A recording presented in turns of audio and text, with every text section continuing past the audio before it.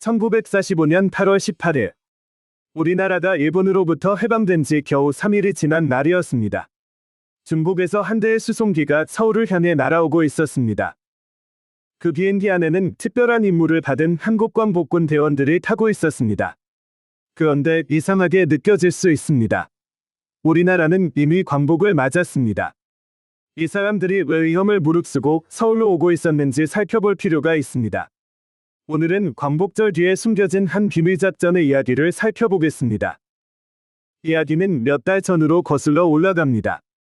1945년 초, 아직 우리나라는 일본의 지배를 받고 있었습니다. 대한민국 임시정부와 한국광복군은 중국에서 독립을 준비하고 있었습니다. 그런데 광복군에게 아주 특별한 제안이 들어왔습니다.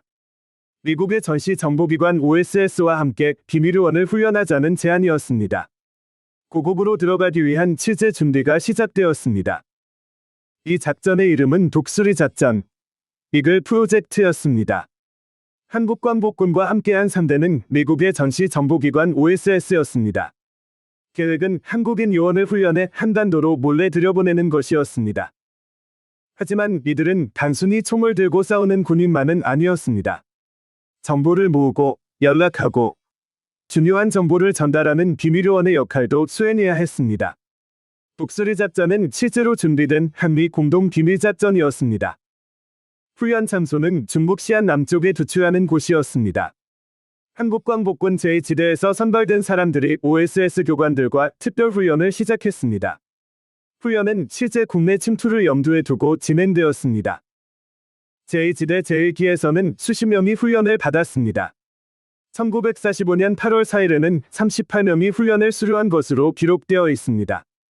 이곳이 바로 당시 두추훈련소가 있던 지역입니다. 대원들이 배운 것 가운데 아주 중요한 것이 있었습니다. 바로 무전통신이었습니다. 지금처럼 휴대전화도 인터넷도 없던 시대였습니다. 한반도 안에서 정보를 알아내더라도 밖으로 보내지 못한다면 아무 소용이 없었습니다. 그래서 무전기를 설치하고 신호를 보내는 방법을 배웠습니다. 암호를 이용해 정보를 안전하게 전달하는 훈련도 했습니다. 물론 위험한 상황을 대비한 훈련도 필요했습니다. OSS 교관들은 광복군 대원들에게 무기를 다루는 법과 사격을 가르쳤습니다. 사진에도 실제 사격 훈련 장면이 남아 있습니다. 기록에는 정보 수집뿐 아니라 요격, 폭파, 파괴 공작 훈련도 등장합니다. 비행기와 바다, 육로를 이용해 한국으로 들어가는 여러 방법도 검토되었습니다. 보이지 않는 곳에서 실제 침투를 위한 준비가 이어졌습니다. 이 사진 속 젊은 대원들을 주목해 보시기 바랍니다. 노능서, 김준엽, 장준하는 OSS 훈련을 받고 고국으로 갈 준비를 했습니다. OSS 특별훈련을 마친 노능서, 김준엽, 장준하의 모습입니다. 이들은 광복군 대원으로서 한반도에 들어갈 임무를 준비하고 있었습니다.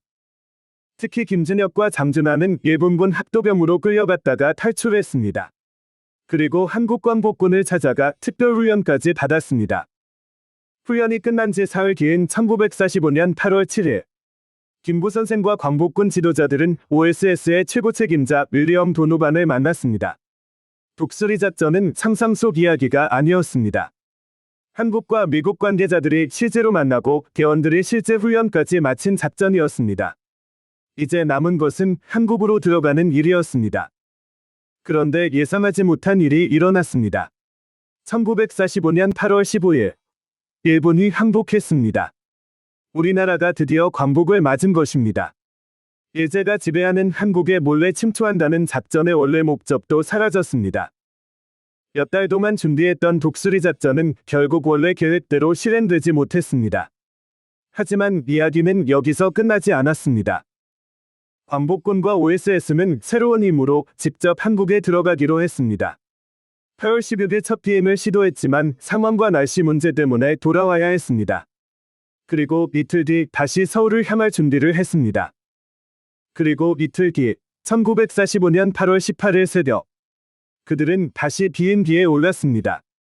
이번에는 반드시 서울에 가겠다는 각오였습니다. C-46 수송기에는 광복군과 OSS 관계자 모두 22명이 타고 있었습니다. 한국광복군에서는 이범석, 김준엽, 장준하, 노능서 등이 함께했습니다. 그리고 긴 비행 끝에 그들은 실제로 서울의 비행장에 착륙했습니다. 광복군 대원들이 마침내 고복담을 밟은 것입니다. 그런데 비행장에는 아직 무잠을 해제하지 않은 일본군이 있었습니다. 일본군은 도쿄에서 정신명령을 받지 못했다며 이들의 활동을 허락하지 않았습니다. 당시 기록에는 무잠한 일본군과 전차까지 경계하고 있었다고 전합니다. 결국 선발대는 약 20시간 뒤 다시 중국으로 돌아가야 했습니다. 독수리 작전은 원래 계획대로 이루어지지 못했습니다.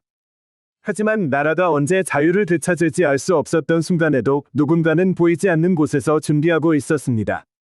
무전기를 배우고 훈련을 받고 목숨을 걸고 고국으로 돌아갈 준비를 했던 사람들이 있었습니다. 광복절에는 태극기와 함께 그 사람들의 이름과 이야기도 기억해 보면 좋겠습니다.